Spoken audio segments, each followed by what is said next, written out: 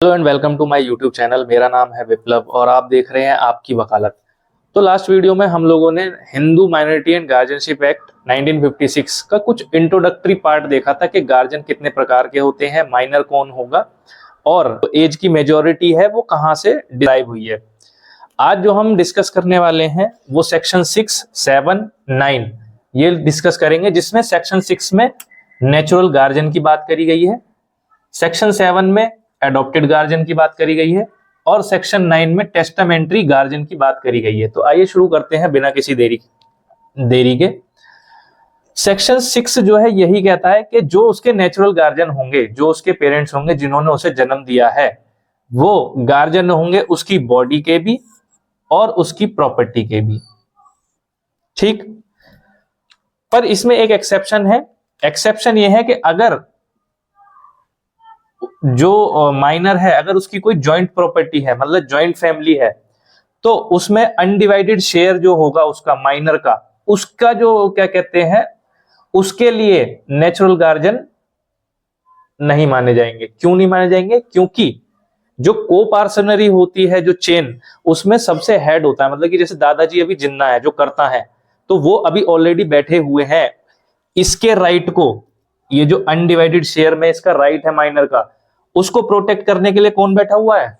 दादाजी। तो अभी पापा मम्मी आप शांत बैठो थोड़ा।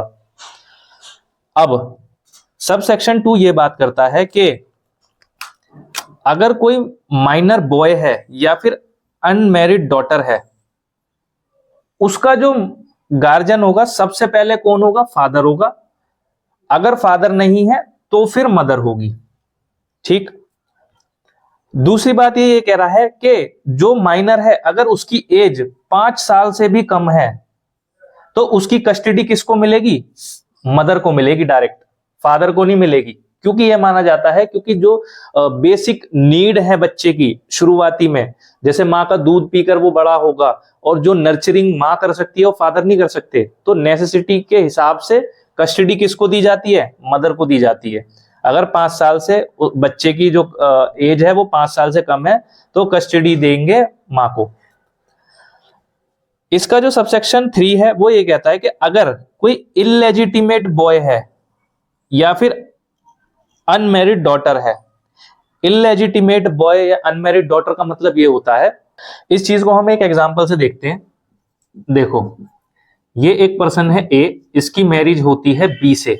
ठीक, अब इन दोनों की शादी जब हुई तो इनसे एक बच्चा पैदा हुआ, वो हुआ सी। ठीक, अब ये जो भाई साहब हैं इनका कहीं पे अफेयर चल रहा था डी मैडम से। अब इनसे भी इनका एक बच्चा हो गया, वो हो गया ई। ठीक, तो ये कौन कहलाएगा? ये कहलाएगा, ये बच्चा कहलाएगा इलेजिटिमेट बॉय, और अगर गर्ल है तो अनमैरिड डॉटर। ठीक, तो ये कहना चाह रहा है एक्ट कि अगर इलेजिटिमेट बॉय या फिर डॉटर है तो उसका जो गार्जियन होगा सबसे पहले होगी मदर। अगर मदर नहीं है तो फिर हो गए फादर। आई होप आपको ये क्लियर हुआ होगा। सेक्शन 6 ने हमें बताया कि गार्जियन कौन होगा। ठीक, अब ये एक चीज और भी बताता है कि ये जो गार्जियन होंगे ये कब गार्जियन नहीं माने जाएंगे। तो ये गार्जियन जब नहीं माने जाएंगे, दो कंडीशन है। पहला, अगर ये कन्वर्ट हो जाते हैं, हिंदू से मुस्लिम, क्रिश्चियन, ज्यूज, पारसी कुछ भी कन्वर्ट हो जाते हैं, तो फिर ये जो इनकी गार्जियनशिप की जो पावर है वो खत्म हो जाएगी यहाँ पे। या फिर ये जो है रिनाउंस कर देते हैं किसको? दुनिया को, वर्ल्ड। मतलब कि सन्यासी बन गए, वन में चले गए, जंगलों में पहाड़ों में रहने लग गए, फिर क्या होगा? इनकी जो गार्जियनशिप की पावर है वो भी यहाँ पे इस वजह से भी खत्म हो जाएगी। मतलब कि ये ऐसे माने जाएंगे ये इनके गार्जियन नहीं है माइनर के। फिर दूसरी तरीके से गार्जियन अपॉइंट होंगे, या तो अपॉइंट होंगे विल के थ्रू या फिर जो है कोर्ट करेगी। ठीक, उसके बाद हम देखते हैं सेक्शन 7। सेक्शन 7 बात करता है कि जब एडॉप्शन होता है उस बच्चे का गार्जियन कौन होगा। तो जिसने उसको एडॉप्ट किया है पहले तो होंगे फादर, और अगर फादर नहीं है तो फिर होंगे मदर। ये बिल्कुल ऐसा ही है जैसे नेचुरल गार्जियन होते हैं, बिल्कुल वैसे ही होते हैं एडॉप्टेड फादर या एडॉप्टेड मदर। कि जो हमारे पेरेंट्स हमारे लिए वेलफेयर कर सकते हैं, हमारी नेसेसरी नीड्स को पूरी कर सकते हैं, जिस तरीके से हमें प्रोटेक्ट करते हैं हमारे पेरेंट्स, वैसे ये माना जाता है कि जब एडॉप्शन हो जाता है तो ये हो जाते हैं रियल पेरेंट्स।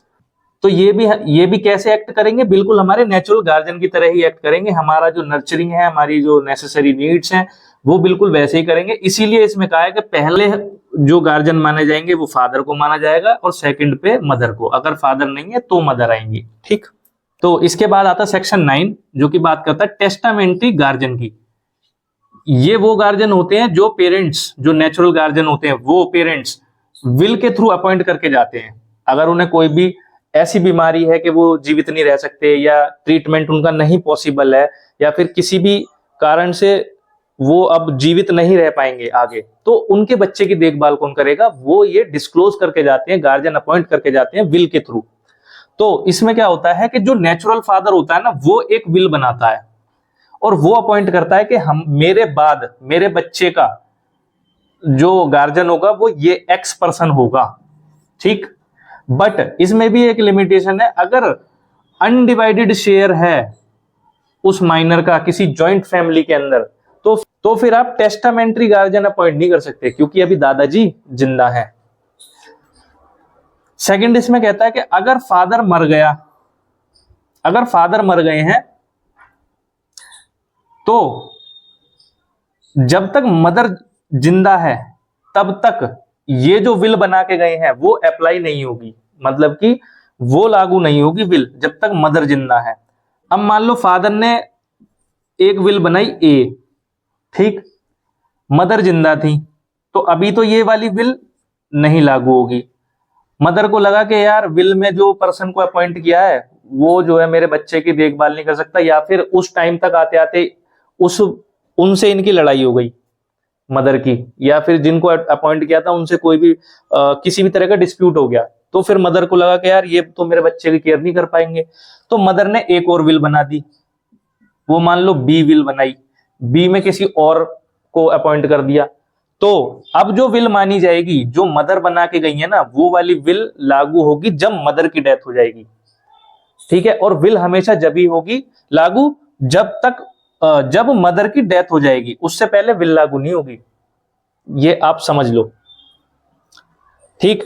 फिर ये कह रहा है कि अगर विडो मदर है, ठीक, तो ये भी क्या कर सकती हैं, विल बना के जा सकती हैं, जैसे कि अभी हमने ऊपर देखा, ठीक है। फोर्थ पॉइंट में ये कह रहा है कि अगर कोई इलेजिटिमेट बॉय है, मतलब इलेजिटिमेट चाइल्ड है, तो उसका हमने अभी गार्जियन कौन देखा था, फर्स्ट पे मदर देखी थी, तो मदर जो है वो उसके लिए अपॉइंट करके जा सकती है टेस्टामेंट्री गार्जियन विल के थ्रू। अगर कोई इलेजिटिमेट चाइल्ड है तो उसके लिए सिर्फ कौन करेगा, मदर कर सकती है, फादर नहीं। अगर मदर नहीं है देन फादर कर सकते हैं, ठीक। और इसी में ही एक और पॉइंट आता है सेक्शन 9 में, जो इसका सब क्लॉज 5 है। इसका सब सेक्शन 5 ये कहता है कि जो भी गार्जियन सेक्शन 9 में अपॉइंट होगा वो बिल्कुल ऐसे ही माना जाएगा जैसे उसका नेचुरल गार्जियन है,